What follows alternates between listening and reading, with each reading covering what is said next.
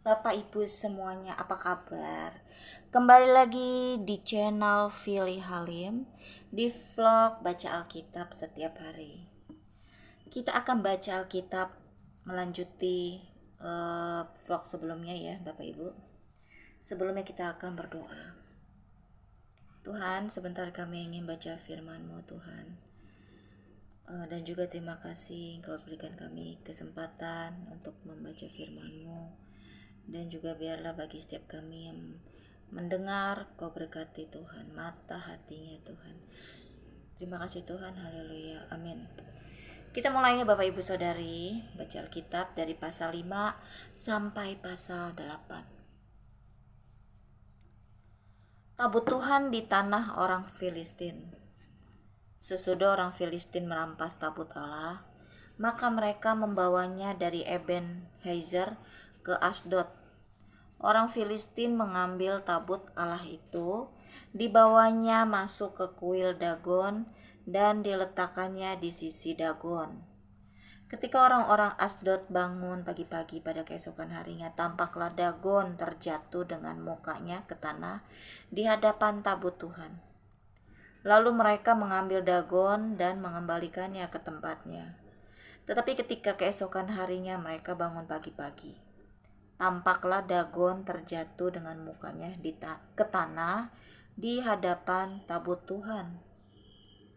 Tetapi kepala Dagon dan kedua belah tangannya terpenggal dan terpelanting ke ambang pintu, hanya badan Dagon itu yang masih tinggal. Itulah sebabnya para imam Dagon dan semua orang yang masuk ke dalam kuil Dagon tidak menginjak ambang pintu rumah Dagon yang di Asdod sampai hari ini. Tangan Tuhan menekan orang-orang Asdod itu dengan berat dan ia membingungkan mereka dan membingungkan mereka. Ia menghajar mereka dengan borok-borok, baik Asdod maupun daerahnya. Ketika dilihat orang-orang Asdod bahwa demikian halnya, berkatalah mereka, tabut Allah Israel tidak boleh tinggal pada kita, sebab tangannya keras melawan kita dan melawan Dagon Allah kita. Sebab itu mereka memanggil berkumpul kepadanya semua raja kota orang Filistin dan berkata, apakah yang akan kita lakukan dengan tabut Allah Israel itu? Lalu kata mereka, tabut Allah Israel harus dipindahkan ke Gad. Jadi mereka memindahkan tabut Allah Israel itu ke sana. Tetapi setelah mereka memindahkannya, maka tangan Tuhan mendatangkan kegemparan yang sangat besar atas kota itu. Ia menghajar orang-orang kota itu, anak-anak dan orang dewasa, sehingga timbul borok-borok pada mereka. Lalu mereka mengantarkan tabut Allah itu ke Ekron. Tetapi sesampai tabut Allah itu di Ekron, berteriaklah orang Ekron itu. Demikian, mereka memindahkan tabut Allah Israel itu kepada kita untuk mematikan kita dan bangsa kita. Sebab itu mereka memanggil berkumpul semua raja kota orang Filistin itu dan berkata, antarkanlah tabut Allah Israel itu. Biarlah itu kembali ke tempatnya, supaya jangan dimatikannya kita dan bangsa kita. Sebab di seluruh kota itu ada kegemparan maut. Tangan Allah menekan orang-orang di sana dengan sangat berat. Orang-orang yang tidak mati dihajar dengan borok-borok, sehingga teriakan kota itu naik ke langit. Pasal 6, tabut dikembalikan kepada orang Israel. Setelah 7 bulan lamanya tabut Tuhan itu ada di daerah orang Filistin, maka orang Filistin itu memanggil para imam dan para petenung, lalu berkata kepada mereka, apakah yang harus kami lakukan dengan tabut Tuhan itu? Beritahukanlah kepada kami bagaimana kami harus mengantarkannya kembali ke tempatnya. Lalu kata mereka, apabila kamu mengantarkan tabut Allah Israel itu, maka janganlah kamu mengantarkannya dengan tangan hampa, melainkan haruslah kamu membayar tebusan salah kepadanya. Maka kamu akan menjadi sembuh dan kamu akan mengetahui mengapa tangannya tidak undur daripadamu. Sesudah itu bertanyalah mereka, apakah tebusan salah yang harus kami bayar kepadanya? Jawab mereka, menurut jumlah raja-raja kota orang Israel. Saya ulang lagi ya. Menurut jumlah raja-raja kota orang Filistin, 5 borok emas dan 5 tikus emas. Sebab itulah yang sama menimpa kamu sekalian dan raja-raja kotamu. Jadi buatlah gambar borok-borokmu dan gambar tikus yang merusak tanahmu, dan sampaikanlah hormatmu kepada Allah Israel. Mungkin ia akan mengangkat daripadamu, daripada Allahmu dan daripada tanahmu, tangannya yang menekan dengan berat. Mengapa kamu berkeras hati sama seperti orang Mesir dan Firaun berkeras hati? Bukankah mereka membiarkan bangsa itu pergi ketika ia mempermain-mainkan mereka? Oleh sebab itu, ambillah dan siapkanlah sebuah kereta baru dengan 2 ekor lembu yang menyusui, yang belum pernah kena kuk. Pasanglah kedua lembu itu pada kereta, tetapi bawalah anak-anaknya kembali ke rumah, supaya jangan mengikutinya lagi. Ayat 8, kemudian ambillah tabut Tuhan, muatkanlah itu ke atas kereta, dan letakkanlah benda-benda emas yang harus kamu bayar kepadanya sebagai tebusan salah ke dalam suatu peti di sisinya, dan biarkanlah tabut itu pergi. Ayat 9, perhatikanlah apabila tabut itu mengambil jalan ke daerahnya, ke Bet-Semes, maka dialah itu yang mendatangkan malapetaka yang hebat ini kepada kita. Dan jika tidak, maka kita mengetahui bahwa bukanlah tangannya yang telah menimpa kita. Kebetulan saja hal itu terjadi kepada kita.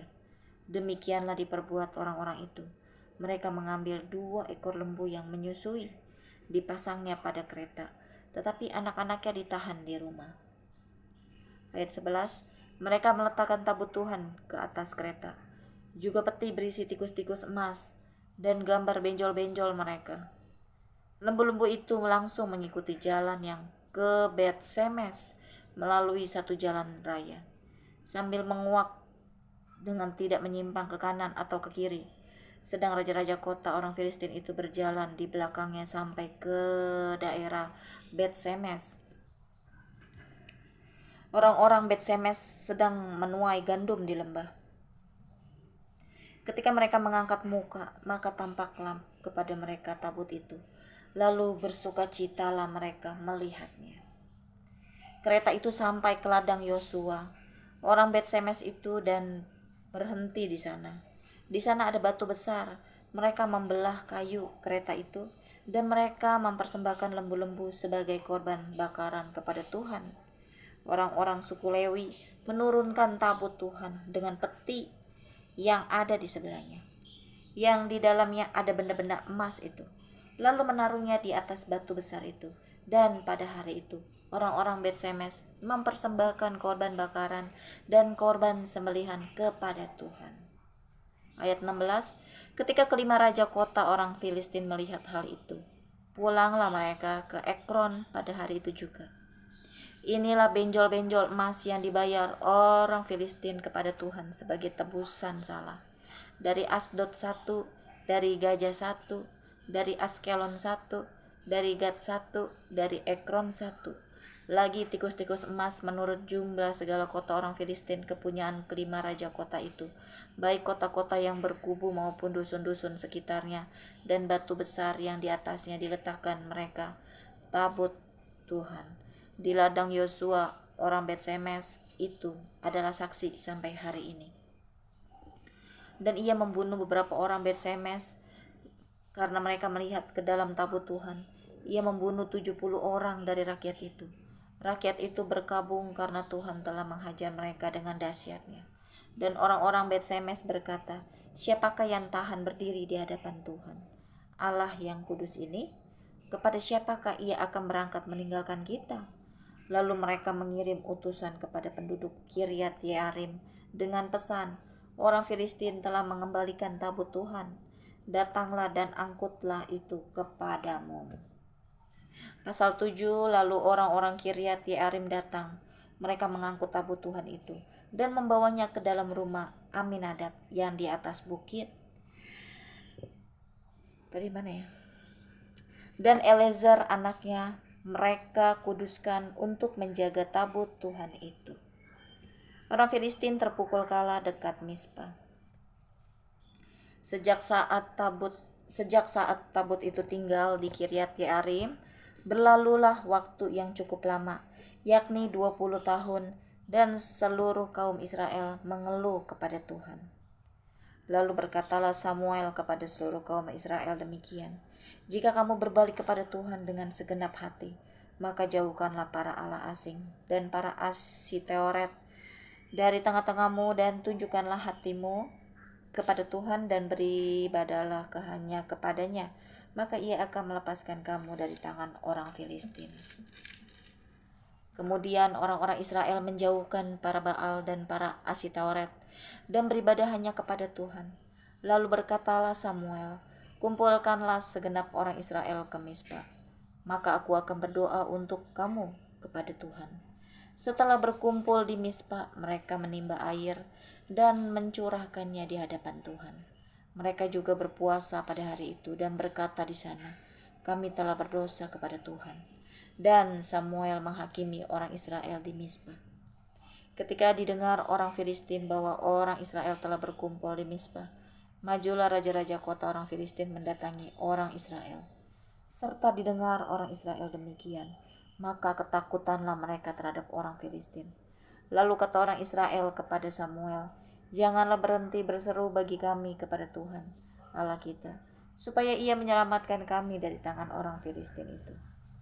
Sesudah itu Samuel mengambil seekor anak domba yang menyusu, lalu mempersembahkan seluruhnya kepada Tuhan.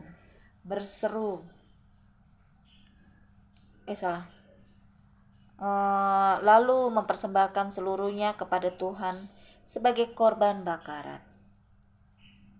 Dan ketika Samuel berseru kepada Tuhan bagi orang Israel, maka Tuhan menjawab dia. Ayat 10, sedang Samuel mempersembahkan korban bakaran itu, majulah orang Filistin berperang melawan orang Israel. Tetapi pada hari itu Tuhan mengguntur dengan bunyi yang hebat ke atas orang Filistin dan mengacaukan mereka, sehingga mereka terpukul kalah oleh orang Israel. Keluarlah orang-orang Israel dari Mispa mengejar orang Filistin itu dan memukul mereka kalah sampai hilir Betkar. Kemudian Samuel mengambil sebuah batu dan mendirikannya antara Mispa dan Yesana. Ia menamainya Eben Hezer. Katanya, sampai di sini Tuhan menolong kita. Demikianlah orang Filistin itu ditundukkan dan tidak lagi memasuki daerah Israel. Tangan Tuhan melawan orang Filistin seumur hidup Samuel. Dan kota-kota yang diambil orang Filistin daripada Israel kembali pula kepada Israel, mulai dari Ekron sampai Gad. Dan orang Israel merebut daerah sekitarnya dari tangan orang Filistin. Antara orang Israel dan orang Amori ada damai. Samuel sebagai hakim. Samuel memerintah sebagai hakim atas orang Israel seumur hidupnya. Dari tahun ke tahun ia berkeliling ke Betel, Gilgal, dan Mispa, dan memerintah atas orang Israel di segala tempat itu.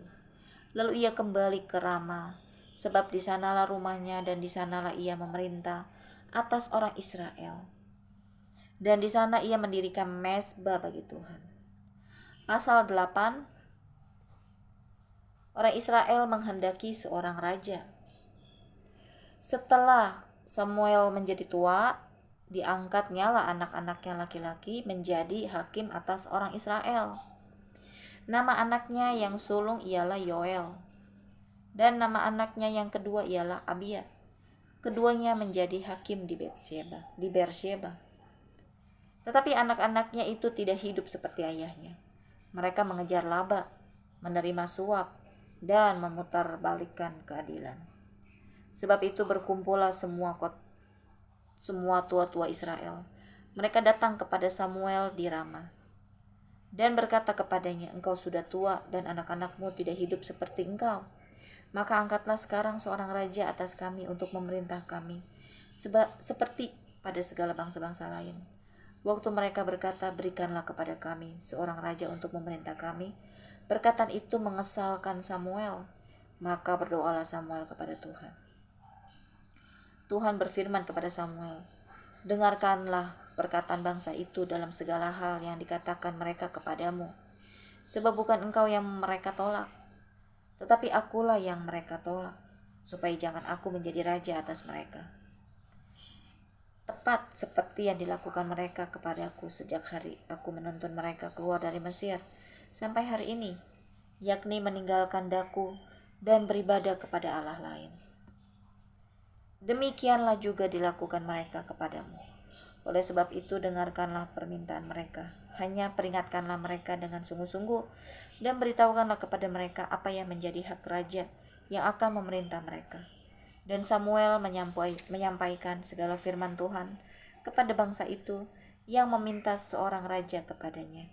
Katanya, inilah yang menjadi hak raja yang akan memerintah kamu itu. Anak-anakmu laki-laki akan diambilnya dan dipekerjakannya pada keretanya dan pada kudanya, dan mereka akan berlari di depan keretanya. Ia akan menjadikan mereka kepala pasukan 1.000 dan kepala pasukan 50. Mereka akan membajak ladangnya dan mengerjakan penuaian baginya. Senjata-senjatanya dan perkakas keretanya akan dibuat mereka. Anak-anakmu perempuan akan diambilnya sebagai juru campur rempah-rempah, juru masak, dan juru makanan. Selanjutnya dari ladangmu, kebun anggurmu, dan kebun jaitunmu akan diambilnya yang paling baik, dan akan diberikannya kepada pegawai-pegawainya. Dari gandummu dan hasil kebun anggurmu akan diambilnya 1/10 dan akan diberikannya kepada pegawai-pegawai istananya dan kepada pegawai-pegawainya yang lain. Budak-budakmu laki-laki dan budak-budakmu perempuan, ternakmu yang terbaik dan keledai-keledaimu akan diambilnya dan dipakainya untuk pekerjaannya. Dari kambing dombamu akan diambilnya 1/10, dan kamu sendiri akan menjadi budaknya. Pada waktu itu kamu akan berteriak karena rajamu yang kamu pilih itu, tetapi Tuhan tidak akan menjawab kamu pada waktu itu. Tetapi bangsa itu menolak mendengarkan perkataan Samuel, dan mereka berkata, tidak harus ada raja atas kami. Maka kami pun akan sama seperti segala bangsa-bangsa lain. Raja kami akan menghakimi kami dan memimpin kami dalam perang. Samuel mendengar segala perkataan bangsa itu dan menyampaikannya kepada Tuhan. Tuhan berfirman kepada Samuel, dengarkanlah permintaan mereka dan angkatlah seorang raja bagi mereka. Kemudian berkatalah Samuel kepada orang-orang Israel, pergilah masing-masing ke kotanya. Amin ya Bapak Ibu, kita sudah selesai baca Alkitab sampai pasal 8. Kita akan tutup dalam doa. Terima kasih Tuhan, kami sudah selesai baca Alkitab. Berkati setiap kami Tuhan, bagi kami yang sakit Engkau sembuhkan. Bagi kami yang sedang merasa putus asa Engkau sembuhkan Tuhan. Apapun Tuhan yang sedang kami alami, agar Engkau pulihkan hati dan pikiran perasaan kami. Terima kasih Tuhan, di dalam nama Tuhan Yesus. Haleluya. Amin.